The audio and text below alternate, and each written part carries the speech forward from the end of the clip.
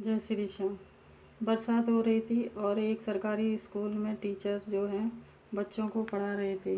पढ़ाते पढ़ाते सोचा क्यों ना बच्चों से थोड़ी बातें की जाएं, और उन्होंने अपनी जेब से 100 रुपये का नोट निकाला और पूरी क्लास को दिखाया और बच्चों से पूछा, अगर ये 100 रुपये आपको मिल जाएं तो आप क्या खरीदोगे।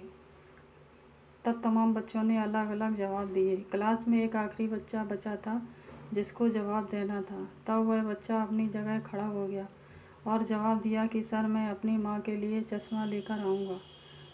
तब टीचर ने कहा कि तुम चश्मा क्यों लाओगे, वो तुम्हारे पापा खरीद लाएंगे, पर तुम अपने लिए क्या लाओगे ये बताओ। उस बच्चे ने कहा कि मेरे पिताजी नहीं हैं, मैं अपनी माँ के लिए चश्मा ही लाऊंगा। और कहते कहते वो रोने लग गया। और फिर उस बच्चे ने कहा कि मेरी माँ दूसरों के यहाँ साफ़ सफाई का काम करती हैं और जैसे तैसे हमारा घर चलता है। माँ को दिखाई कम देता है और माँ के लिए चश्मे की ज़रूरत है।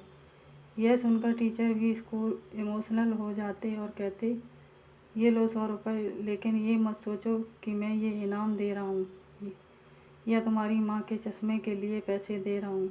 ये पैसे मैं तुम्हें उधार दे रहा हूँ और तुम बहुत मेहनत करना और अपने घर के हालात सुधारना। जिस दिन बड़े आदमी बनोगे उस दिन वापस आना और 100 रुपये का नोट मुझे वापस देना। उस लड़के ने कहा, जी सर। अब लड़का बहुत मेहनत करते गया और पढ़ाई करते गया।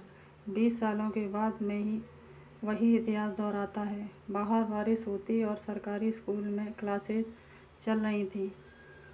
तभी एक लाल बत्ती वाली गाड़ी आकर रुकती है और कलेक्टर साहब उसमें से बाहर उतरते हैं। तभी पूरा स्कूल जो है चौंकना हो जाता है और सब लोगों को लगता है कि आज तो चेकिंग होने वाली है।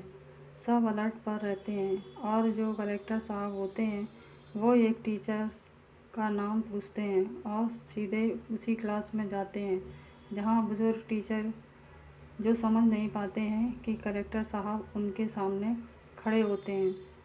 कलेक्टर साहब उनको प्रणाम करते हैं और 100 रुपये की नोट टीचर के हाथ में रखते हुए कहते हैं कि 20 सालों पुराना मैं आपका शिष्य, जिसको आपने 100 रुपये दिए थे और आपने कहा था कि ये 100 रुपये मैं ये तुझे इनाम नहीं बल्कि उधार दे रहा हूँ और जब बड़ा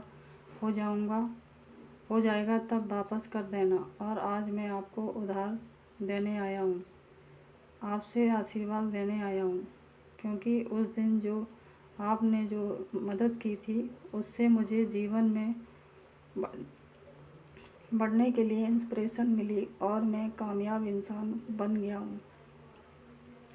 लाइफ में अगर आप अड़ जाएं, डटे रहें, तो आप अपने हालातों को बदल सकते हैं और उस जगह पर पहुंच सकते हैं जहां पर पहुंचने के बारे में शायद आप सोचते हो। जय हिंद।